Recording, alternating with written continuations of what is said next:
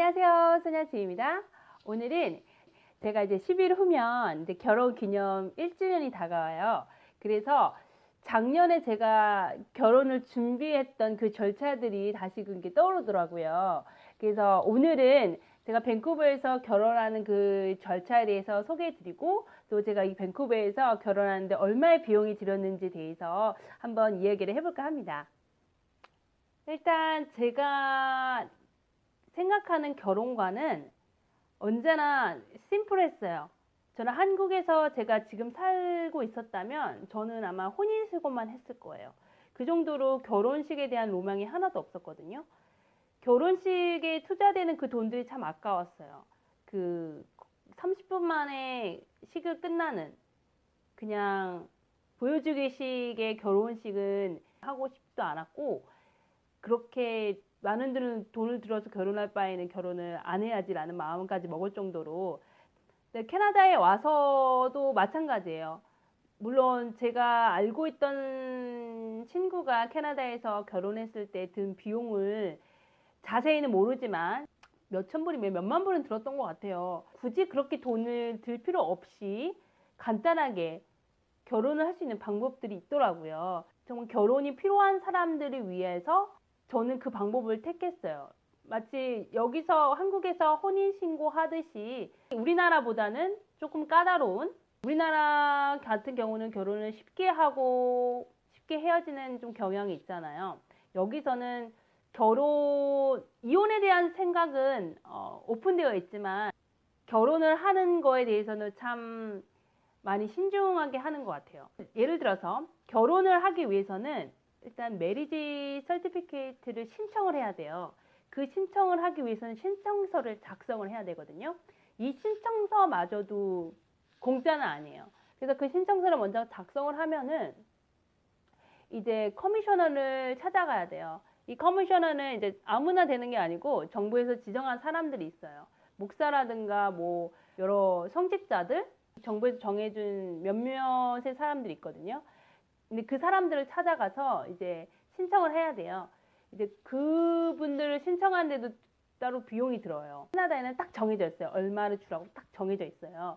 그 이상 그 이하도 아닌, 주례사가 이동을 하게 될 경우, 초대를 받아서 어떤 홀에 가든가 또는 뭐 가든에서 결혼식을 한다던가 했을 때 이제 주례사가 직접 이제 와야 되는 상황이잖아요. 이제 그 거리에 따라서 그 비용이 더 추가가 되는 거예요. 그래서 드는 비용 외에는 거의 100불, 이것도 똑같이 100불 정도 드는 것 같아요. 100불은 아니지, 100불 조금 안 되게. 저 같은 경우는 직접 이제 주례사 집에 찾아가서 결혼식을 했기 때문에, 물론 다 그 자기 집을 제공해 주진 않아요. 저도 참 고민해서 어디서 과연 내가 결혼식을 올려야 될까, 장소도 없고. 근데 마침 제가 맡은 분이 그 집을 제공해 주셔서 저는 감사하게도 그 주례사 집에서 결혼을 하게 됐죠. 총 지금 어림 잡아서 100불, 100불에서 200불이 들었어요. 결혼하는데 웨딩드레스, 따로 웨딩드레스를 준비하진 않았어요. 제가 준비한 거는 그냥 하얀색 드레스인데 아마존에서 사이트에서 하얀색 드레스를 찾아서 그것을 입고, 드레스 비용이 한 30불이었던 것 같아요. 저는 또 그렇게, 왜냐하면 이걸 또 사면은 한 번 사면 또 입을 일이 없을 것 같은 거예요. 한 번밖에 옷는 옷이니까 또 많이 투자할 수는 없잖아요. 그래서 한 30불 정도 들었던 것 같아요.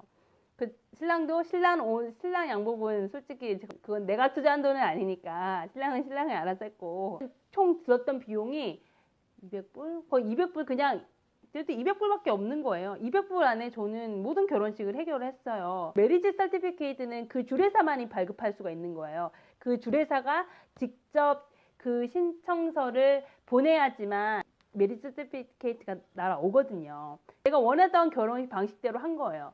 결혼식 화려하게 하지도 않고 또 뭐 의미 없게 하지도 않았어요. 뭐 혼인신고야, 우리나라에서 혼인신고는 그냥 띡 하고 띡, 뭐 딱 동사무소 가서 딱 작성하고 하면 그냥 어떻게 보면은 약간 성의 없어 보이잖아요. 근데 여기서는 진짜 주례사 앞에서 결혼 서약도 하고 내 증인 2명도 데리고 왔고 이렇게 하니까 정말 아담했지만 정말 진정성 있는 결혼을 할 수 있었던 그런 시간이었거든요. 참 내가 원했던 결혼을 내가 좋아하는 나라에서 하게 된 거에 대해서 저는 참 너무나 감사하게 생각을 하고, 물론 제가 결혼식을 한국에서 안 한 건 아니에요. 할 수밖에 없었어요. 피할 수만 있었다면 결혼식을 한국에서 안 했을 것입니다. 하지만 오히려 결혼식을 어쩔 수 없이 한국에서 했어야 했거든요. 한국에서 찍은 결혼 사진이 있어야 되는 거예요. 그래서 어쩔 수 없이 한국에서 가서 결혼까지 했는데, 오히려 한국에서 결혼했던 비용이 훨씬 많이 들었죠. 한국에서조차도 저희는 뭐 막 그렇게 하진 않았지만 저는 성당에서 결혼을 했거든요.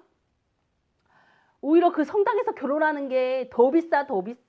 어차피 들어가는 돈은 어쩔 수가 없더라고요. 저는 그 비용마저도 결혼식에 투자했다는 것에 대해서 참 억울하게 생각을 하거든요. 차라리 그 돈이면 여기서 더 편하게 살 수 있을 텐데 라는 생각을 했었기 때문에. 아무튼 이렇게 저는 캐나다에서 단돈 200불로 결혼을 끝냈습니다.